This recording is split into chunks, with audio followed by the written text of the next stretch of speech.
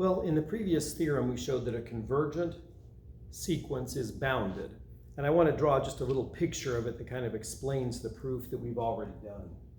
Let's say we have a sequence AN converging to capital A. And maybe I'm going to erase that. So I'm going to write some elements there. Well, here's the limit of the sequence.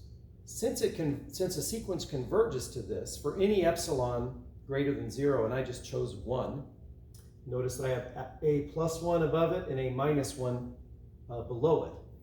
All that means is that at some point, I should probably use a different color, but from some point forward,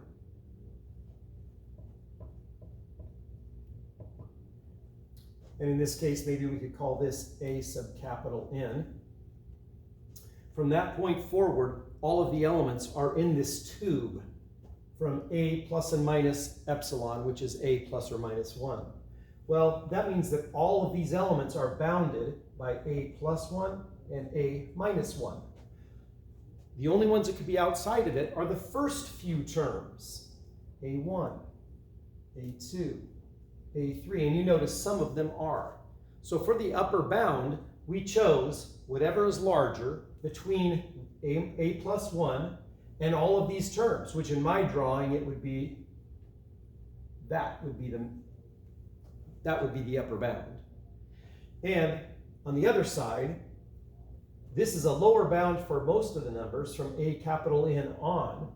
So all I have to do is look at these finite terms, and it turns out by the way I drew it, it looks like A1 would be the smallest term of the first A1 through AN minus 1. So it turns out that A1 would be a lower bound for this sequence, and A4 is the upper bound.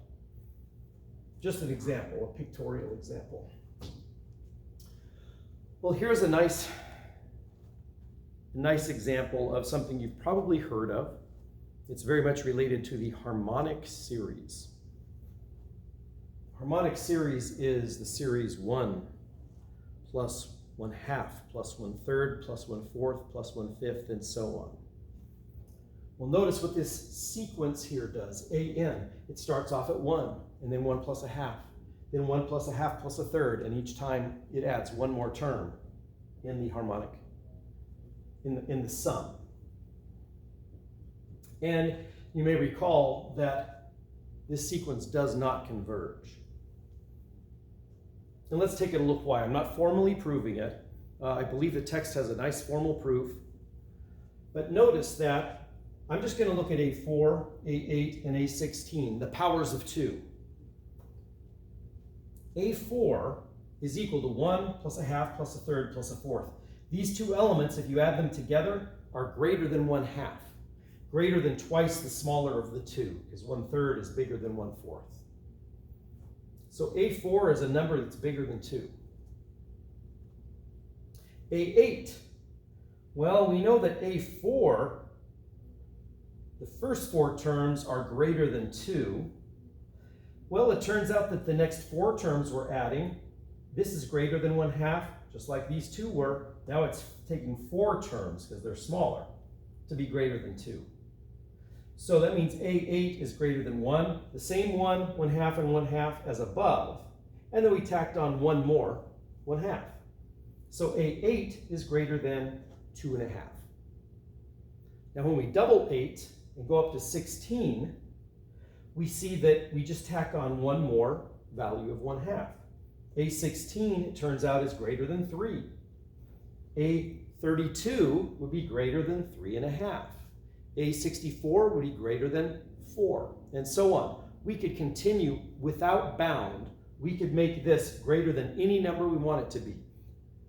We could find the subscript that would be greater than 10 billion. This is a generic formula that is proven in the text. The powers of n, so for example, A subscript 2 raised to the 10th, which is 1024, is greater than 1 plus 10 over 2, which is 10, 5, or 6. Yeah, it grows slowly, but it will grow without bound. Since it grows without bound, that means that it is not convergent.